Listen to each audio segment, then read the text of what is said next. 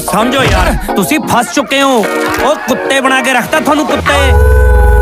तुसी कित्थे रहने हो जी? पहाड़ां च। असी मैदानां च। मेरा तो बचपन का सुपना है कि मेरे बच्चों के नानके ना पहाड़ां छोड़। ओ लम्मिया दंदां वाली यार डेलियां दा रंग बदल लेंदी आ। बस बस वीरे, जिन्हां दा वा रोज चिड़ेला ना पैंदा उन्हां नूं इदां दे मजाक नहीं डराउंदे। गाजरां दा जूस पीता जा रहा। याद नहीं आप जी आपके दोस्तों को क्या करते सन? क्या थोड़ा लहू पींदी है? मैं क्या मैं सच्ची मुच्ची पी के देख ला। किन्ना पी के दस? सवेरे सवेरे 2 गिलास तो बाद किथे पीता जांदा है? जे तू दूजा ब्याह करवा लवे ताए तेरी जान बख्शू। लुट गए चड़ेले तेरी नूनू मक्खी बनाता। वाइदियां कंधां च। हेलो मैनू फड़ाई, मैं कदे भरजाई फड़ के नहीं देखी। थोड़ा बेड़ा बैजे तुसी तो चड़ेला भी नहीं बख्शदे। मूवी स्टार्ट होती है तो हम मेन कैरेक्टर गिप्पी गरीवाल को देखते हैं। मूवी में इसका नाम जलालुद्दीन है। वो अपने फ्रेंड्स के साथ रात में बैठा बातें कर रहा था। तभी इसके फ्रेंड्स की वाइफ्स की कॉल आ जाती है तो जलालुद्दीन को मस्ती सूझती है। वो अपने दोस्तों को तंग करने के लिए लड़की की आवाज में बात करने लगता है, जिसे सुनकर उनकी वाइफ्स उन पर गुस्सा करने लगती हैं। यहाँ हम देखते हैं कि जलालुद्दीन औरतों को चुड़ैल कहता है। जिस जगह वो बातें कर रहे थे वहाँ एक ट्री था जिस पर चुड़ैल रहती थी। वो इसकी सारी बातें सुन रही थी। फिर वो सोचती है कि वो जलालुद्दीन को सबक सिखा कर रहेगी। जैसे ही वो वहाँ आती है जलालुद्दीन उसे बातों में घुमाकर वहाँ से चला जाता है। अगली सुबह जलालुद्दीन अपने दोस्तों के साथ एक हिस्टोरिकल प्लेस पर घूमने जाता है और वहीं पर उन्हें कुछ लड़कियां नजर आती हैं। जलालुद्दीन और उसके दोस्त उन लड़कियों के पास जाकर उनसे बात करने का प्लान बनाते हैं। जलालुद्दीन का एक दोस्त बनानास लेने के लिए वहाँ से चला जाता है। तभी वो बाकी दोस्तों के साथ लड़कियों के पास आकर उनसे बात करने लगता है। वहाँ उसके दोस्तों की बीवियां आ जाती हैं। इसी के साथ वो चुड़ैल भी अपना रूप बदलकर वहाँ आ जाती है और इसके दोनों फ्रेंड्स के सर पर हाथ फेरकर चली जाती है। जिसके बाद इसके दोस्तों की बीवियां उन पर बहुत गुस्सा हो जाती हैं और वहाँ से चली जाती हैं। इसके बाद सीन शिफ्ट होता है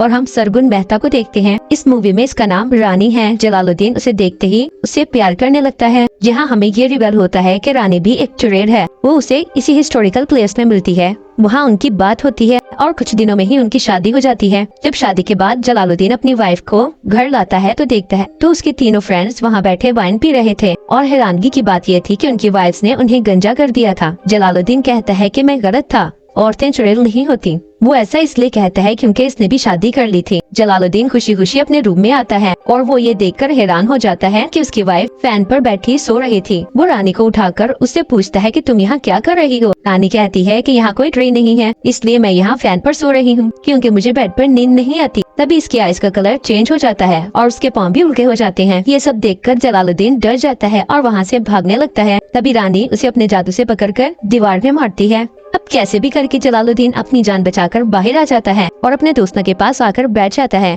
जैसे ही वो ये सब बातें अपने दोस्तों को बताने लगता है रानी वहाँ आकर उसे रोक लेती है। तभी वो वहाँ से भागकर अपनी माँ के रूम में चला जाता है और अपनी माँ से कहता है कि मैं आज आपके साथ ही सोऊंगा। लेकिन उसकी माँ कहती है कि तू अपने रूम में जाकर सो। तभी वहाँ रानी भी आ जाती है लेकिन उसकी माँ को रानी का पता नहीं चलता। उसकी माँ कहती है अब तो मैं अपनी बहू को बहुत तंग करूंगी, मैं बहुत सारी गलतियाँ करूंगी और उसका सारा इल्जाम रानी पर डाल दूंगी। उसकी माँ कहती है क्यों ना हम दोनों मिलकर रानी को परेशान करें। ये सब रानी पीछे खड़ी सुन रही थी। जलालुद्दीन अपनी माँ की बातों पर ध्यान नहीं देता और ऊपर की तरफ देखने लगता है। इसकी माँ पूछती है कि तुम ऊपर क्यों देख रहे हो? जलालुद्दीन कहता है कि तुम मुझे जल्द ही ऊपर जाते हुए नजर आ रही हो। इसके बाद इसकी माँ सो जाती है। जलालुद्दीन भी वहीं सो जाता है। फिर रानी अपने जादू से उसे उठाकर अपने रूम में ले जाती है। अगली सुबह हम रानी को देखते हैं, वो खून पी रही होती है। जब जलालुद्दीन उससे पूछता है कि ये क्या पी रही हो तो वो कहती है तुम्हारा खून, अपने पाँव की तरफ देखो ये तुम्हारा ही खून है। तभी वहाँ जलालुद्दीन की माँ आ जाती है। वो रानी से कहती है कि गाजर का जूस पीकर तो बॉडी में जान आ गई और कहती है कि अब तो मुझे नाचने का मन कर रहा है। रानी जादू करती है तो उसकी माँ नाचने लगती है।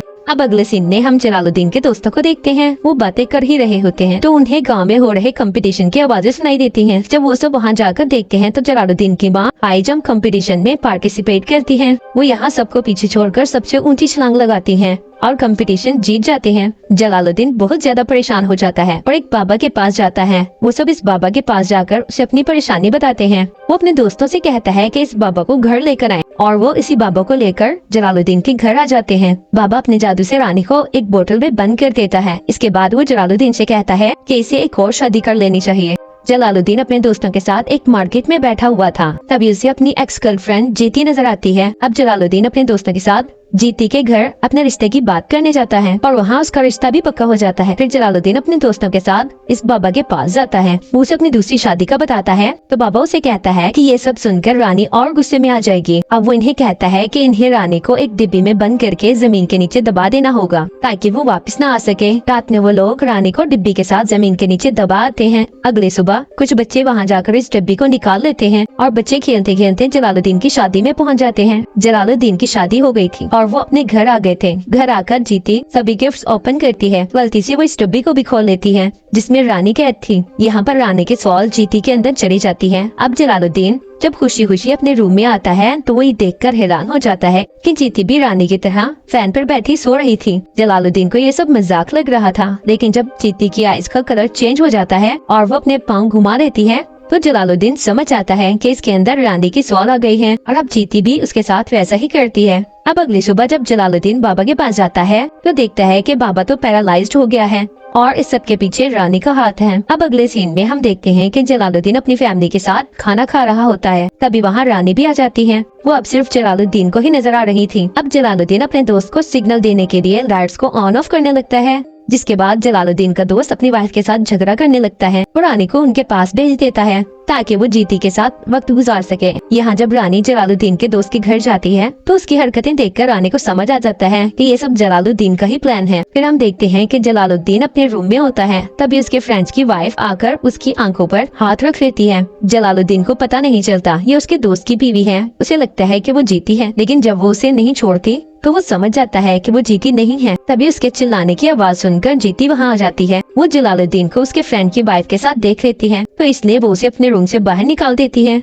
तभी जीती को ये भी पता चलता है कि ये जलालुद्दीन की दूसरी शादी है। वो ये सुनकर घर में हंगामा कर देती है। फिर जलालुद्दीन की माँ जीती को मनाने उसके पीछे जाती है। अब शाम को वो दोनों नशे की हालत में घर आती हैं। यहाँ जीती को ये पता चलता है कि जलालुद्दीन की पहली शादी रानी के साथ हुई थी। अब जीती रानी से पूछती है कि वो इसके हस्बैंड के पीछे क्यों पड़ी हुई है। तो रानी उसे एक कहानी सुनाती है और बताती है कि कई सालों पहले जलालुद्दीन एक राजा हुआ करता था, लेकिन जलालुद्दीन बहुत छोटा था जब मेरी इससे शादी हुई। ऐसे ही वक्त गुजरता गया और जलालुद्दीन बड़ा हो गया और एक दिन वो जंगल में शिकार करने गया। वहाँ उसे 2 लड़कियाँ मिली, वो उसे पसंद आ गई, जिसके बाद जलालुद्दीन ने इन दोनों से शादी कर ली और इसी तरह जलालुद्दीन ने 365 शादियाँ और भी की। तभी सब बीवियाँ उसके खिलाफ हो गयी। उनसे तंग आकर जलालुद्दीन ने खुद को मार लिया। तब उसे मैं मारना चाहती थी, इस वजह से मेरा बदला पूरा नहीं हो सका। अब जीती उसे समझाती है कि इस जन्म में वो मेरे हस्बैंड हैं, पिछले जन्म में क्या हुआ उन्हें तो याद भी नहीं है। अब अगले सीन में हम देखते हैं कि जलाल अपने दोस्तों के साथ घर में बैठा हुआ था। तभी वहाँ अचानक काफी सारी मक्खियाँ आ जाती हैं और उन्हें तंग करने लगती हैं। अब जलाल उन मक्खियों को मारने ही लगता है। तभी वहाँ रानी आकर उससे कहती है कि तुम मक्खियों को मारने के चक्कर में कहीं किसी अपने को न मार देना। इस बात से जलाल को आइडिया हो जाता है कि जीती को रानी ने मक्खी बना दिया है। जलाल ये देखकर परेशान हो जाता है और एक मक्खी का पीछा करने लगता है। वो मक्खी उड़ते हुए जाकर गंदगी में बैठ जाती है। तभी वहाँ एक लेडी आकर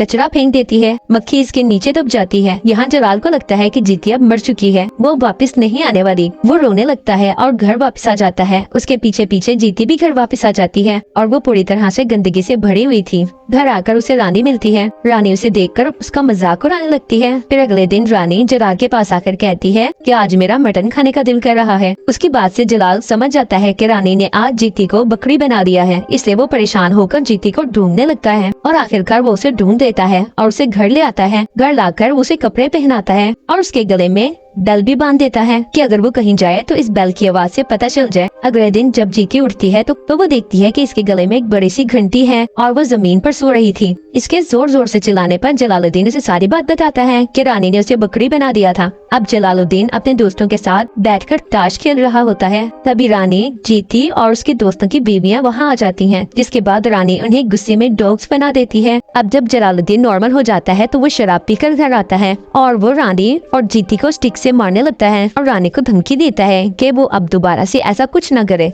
अगली सुबह रानी जीती को भड़काती है कि वो ऐसे इंसान के साथ कैसे रह सकती है। रानी की बातें सुनकर जीती भी घर छोड़ने का फैसला कर लेती है और घर छोड़कर चली जाती है। जीती के जाने के बाद जलालुद्दीन भी दुखी रहने लगा था।